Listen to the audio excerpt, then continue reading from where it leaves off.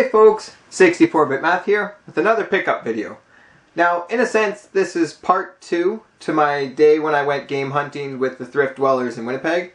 I guess the last one. We've been collabing for quite a while now, but the last time I went to Winnipeg, we went game hunting for a full day, and I shot a video at Nate's place in his game room with me, Nate, and the Beardman. And I had found some stuff that day, but actually the next day I went out solo and I just hit P&P Games on my way out of town, and I traded some stuff in, and so I got some stuff on trade, as well as Nate gave me some stuff after we had shot that first pickup video. So basically I have a bin full of stuff here that I didn't show you that's from the following day, so I figured I'd do a part 2 to that video. So I'll start with the stuff that Nate got me. First up is the manual for Final Fantasy. It is a bit beat up, but I don't really mind because I do have a box copy of Final Fantasy, but it is missing the manual. So this manual is definitely better than nothing, and yeah, I just appreciate that Nate was kind enough to set it aside for me. So we did a trade. I think I gave him Adventure Island 2 for the NES because he had the box manual for it, so I didn't mind giving him that one.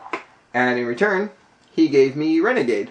So he had an extra copy. Well, actually, he picked it up at the store for me, which was nice because I didn't have it, so thanks for that. So next up from Nate, I actually got some N64 games I needed. Now, he had given them to me for $2 a piece, and I believe there was about 10. So anytime you can get games for $2 a piece is awesome, so thanks Nate for the really good hookup. And I believe there was 10, but 4 of them I actually needed for the collection. The other ones were doubles. So I'll show you the 4 that I needed. And first up is WWF Attitude, which I thought I owned, but surprisingly I didn't. So now I have every wrestling game for the N64, and I believe all of them are boxed complete except for this one and Warzone. So happy to get that one. Next up, happy that he was kind enough to sell me this one because I did need it, but it could be a blessing and a curse in one, and that is Superman. I'm pretty sure everyone's heard about how bad this game notoriously is. Haven't really tried it, so I won't judge it yet, but yeah, thanks Nate for that one, I think.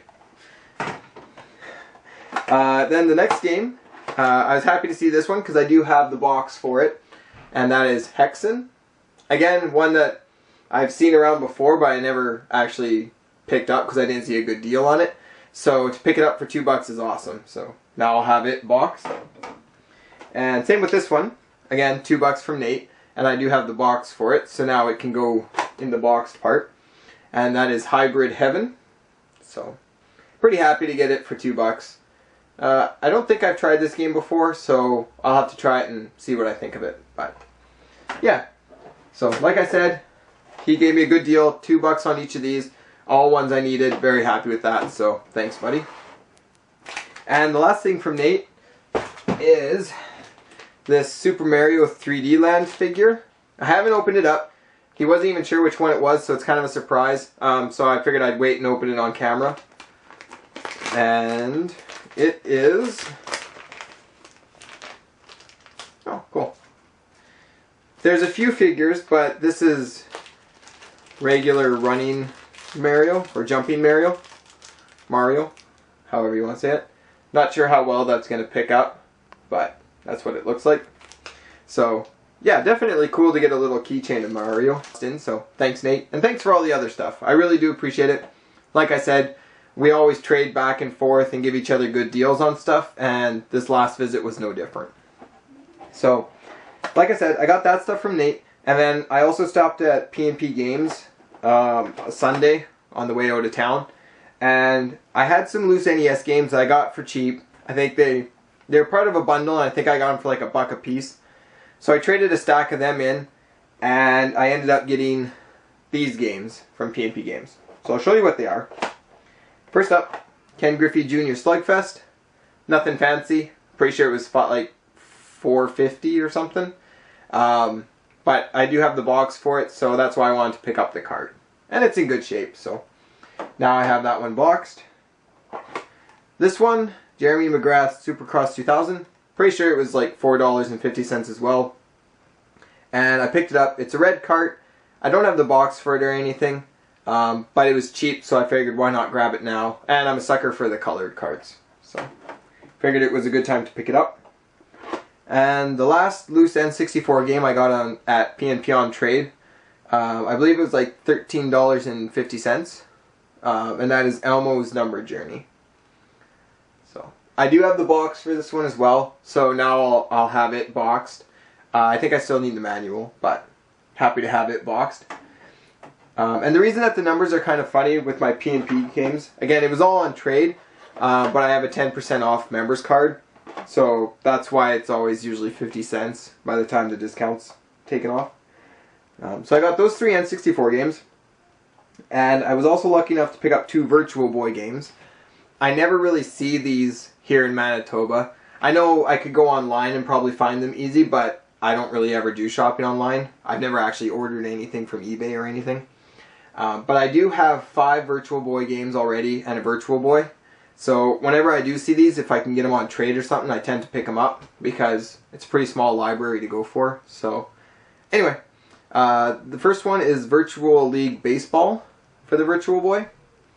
And I think this one was like 15 bucks trade credit or something. So I figured why not. I don't run across them often, so. And then the next one that I got is Red Alarm for the Virtual Boy. This one I think was about 20 bucks trade credit, so probably a little bit pricey. I don't know how much it usually goes for, but again, I had the trade credit, so it didn't cost me anything out of pocket. So I got that stuff, and then I got 3 boxed Game Boy Advance games. And out of everything, I thought that these were the best deal because they were quite cheap. And they're box complete, and they're all games I really like. So,